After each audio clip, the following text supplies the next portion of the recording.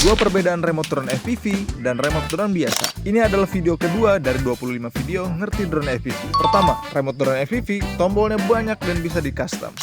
Sedangkan aerial simple dan kustomisasinya terbatas. Sombong amat.